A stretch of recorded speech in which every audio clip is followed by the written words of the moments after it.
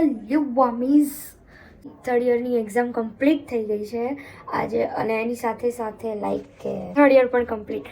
પણ બસ હવે ઇંતજાર છે ઘડીનું રિઝલ્ટ આવે ત્યારે. એન્ડ ઇટ્સ લાઈક કે ટેન્શન લિટલ બીટ. જ્યારે એક્ઝામ ચાલતી હોય ને ત્યારે એવું થતું હોય કે એક્ઝામ ક્યારે પતે ને હું આ કરી લઉં ને આ કરી લઉં ને આ કરું ને તે કરું. પણ એક્ઝામ જ્યારે કમ્પ્લીટલી આમ જ્યારે ખતમ થઈ ને એટલે હવે ટેન્શન થઈ રહ્યું છે. What we got results. But anyway, સાંજે જવાનું છે મારે ગિફા અવોર્ડ્સમાં. સો એના કપડાં એન્ડ બધું પછી મેં કીધું કે ચલો અત્યારે પ્રિપેરેશન કરી લઈએ. સો કાલનો દિવસ થોડુંક ઇઝી પીઝી થઈ જાય. સો કાલે બતાવીશ ઓફકોર્સ કે કેવી રીતે વુમન્સ ડે 8 માર્ચ. સો એકચ્યુઅલીમાં હતું એવું કે અમારી આજે 7 માર્ચે જે એક્ઝામ હતી એ એક્સટર્નલ લેવાના હતા. એન્ડ 8 માર્ચે જે પેપર હતું એ અમારું ઇન્ટરનલ હોય. તો લાઈક આઈ થોટ, એન્ડ મેં વાત કરી અમારા ફેકલ્ટીઝ, મતલબ અમારા જે કોર્ડિનેટર છે એમને. મેં કીધું મેમ પ્લીઝ થાય તો કરી દો ને, આજે બે એક્ઝામ સાથે જ કમ્પ્લીટ કરી દો. And it's just like truly happened and I am like oh my God, it's really happening.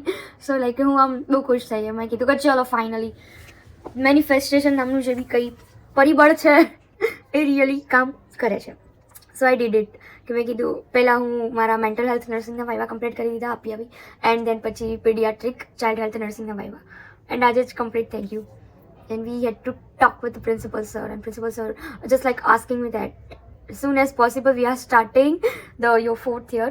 And I mean, okay sir, તમે બોલાવી લો, મેં આવી જશું like heading this conversation. Okay, so મળીએ આપણે કાલે. Hello everybody, good morning. So આજે છે વુમન્સ ડે એન્ડ આજે જવાનું છે ગિફા અવોર્ડ શોમાં. સો ક્રિએટર જર્નીની આ એક વાત મને બહુ જ ગમે છે કે લાઈક ભણવાની સાથે સાથે બી આ બધું હું કરતી રહું તો મને લાઈક આવી નવી નવી જગ્યા પર જવાનો ચાન્સ મળે, મોકો મળે. એન્ડ નવા લોકો મીટઅપ્સ થાય, બધાને મળવાનો એક ચાન્સ મળે. And like I am very grateful for this fun having in my life. So yeah, ચલો ફટાફટ હવે રેડી થઈ જઈએ એન્ડ મળીએ ગિફા અવોર્ડ શોમાં.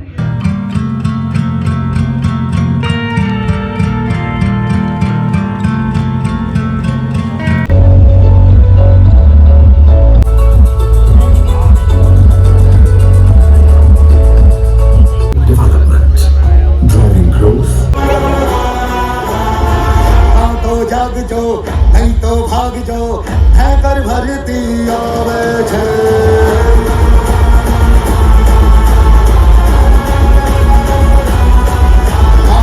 બેઠી તાકમાં એવા તાકમાં ભરપૂર ભરતી આવે છે.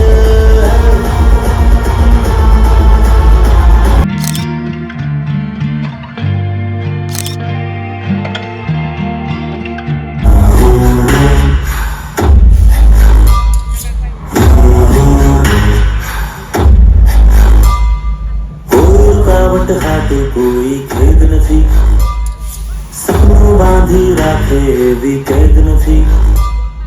ભાઈ કીધા પછી બરફને ભેગો રાખે તો એના ને દુશ્મનમાં કોઈ ભેદ નથી. ભાઈબંધી ઉખાણા જેવી હોય નહીં, હાવજના ઠેકાણા કઈ હોય નહીં.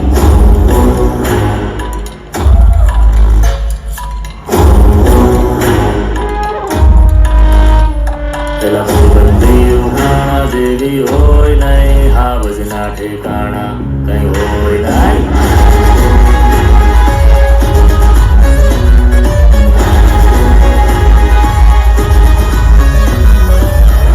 તારી નજર છે દર્દનું મલમ,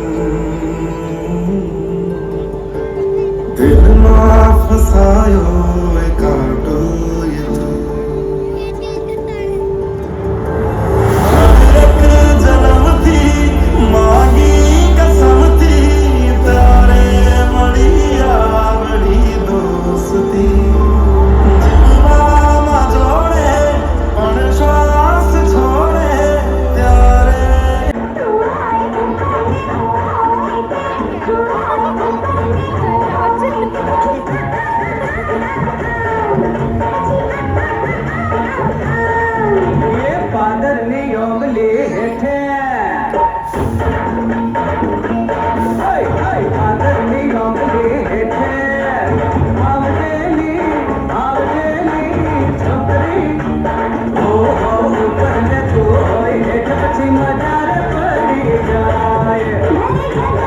માઇક્રોફોન આપવામાં આવે પ્લીઝ.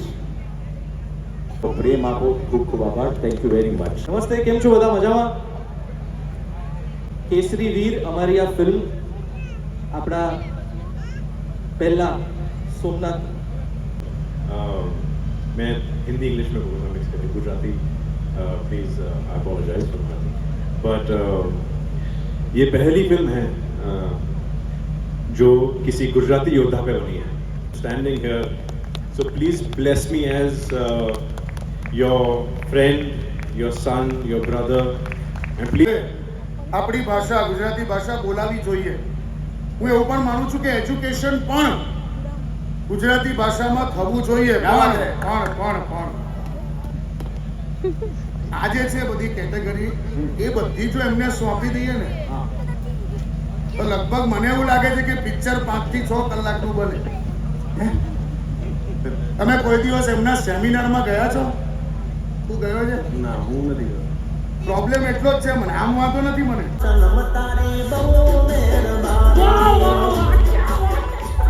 તમારી બહુ મહેરબાની.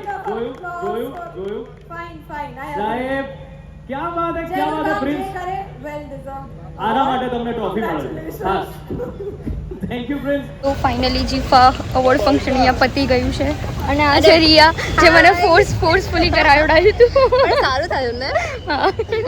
હેલો ગાઈસ, સો ગઈકાલે હતું ગીફા અવોર્ડ શો એન્ડ દેન સવારે અમારું કન્ટેન્ટ શૂટ કરવાનો પ્લાન હતો. મમ્મીએ કોઇન્સિડન્ટલી સાંભળી લીધો તો પછી માળિયું ઘણા ટાઈમથી સાફ કરવાનું બાકી હતું અને મારી એક્ઝામ ને બધું હતું એના માટે મમ્મી લાઈક રહેવા દીધું હતું અને આખું ઘર બીજું બધું સાફ સફાઈ કરી દીધી હતી.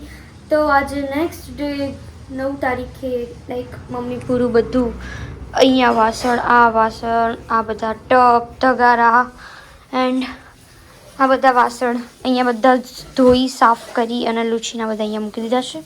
બસ રસોડું ક્લીન થઈ ગયું છે અને આ મમ્મી. હા મમ્મી, જોયું હજી એનું કોમ સ્ટીલના ગ્લાસ હાલ, આ ગ્લાસ હાલ, આ ગ્લાસ હાલ. આ છે ને અમારા ફર્સ્ટ ટાઈમ જે ફ્લાઇટમાં વિઝિટ કરી અમે ત્યાંના ટીશ્યુ છે, મતલબ સારા હતા તો મેં રાખ્યા હતા. એન્ડ આજે શું ગરીબી head office this is not ગરીબી.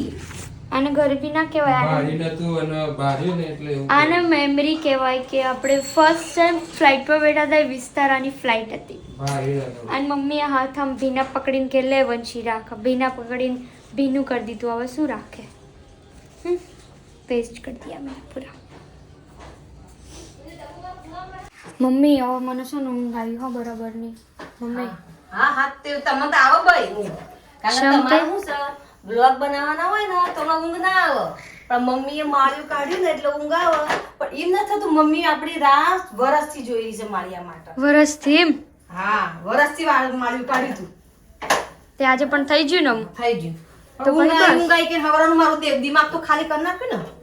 દિમાગીમાં હું ખાલી આપણે મમ્મી કોમ કરતા હોય તો કોમ કરવા માંડવાનું. હા, એ તો આપણે કરીએ ને જેને માળિયું સાપી તો યાદ આવે બરોબર. આપણે એટલે આપણે કોઈ માળિયો સાફ નહીં કરીએ. આપણે ભવિષ્યમાં જવાબદારી તો આવે ને. એની જવાબદારી માળિયાની જવાબદારી. માળિયાની જવાબદારી લઈને હું કરવાની? જીવનમાં ઘણી જવાબદારી છે, આવી જવાબદારી નથી લેવાની. હારું આપણે બીજી ઘણી નિભાવજો, માળિયું ના નિભાવજો બરાબર. હારે તો મમ હોય જો ને પતિ જુસ બધું. હા, હું તો હે નહીં જાય.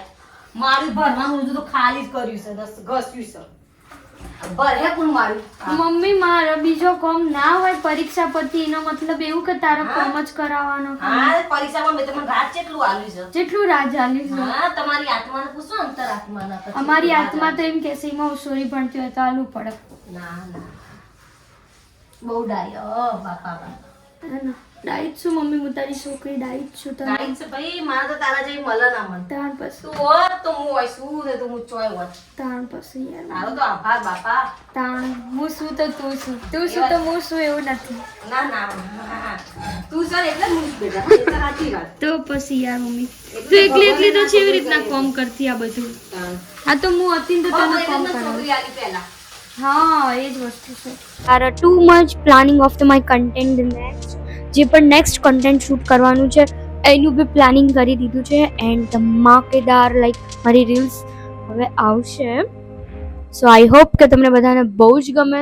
જો તમે મને ઇન્સ્ટામાં ફોલો નથી કરતા તો અહીંયા આઈડી મેન્શન કરેલું છે, જાઓ જલ્દીથી ફોલો કરો એન્ડ નવી અપડેટ્સ જોતા રહો. એન્ડ મારા વ્લોગની ચેનલ પણ સબસ્ક્રાઈબ કરો. Thank you.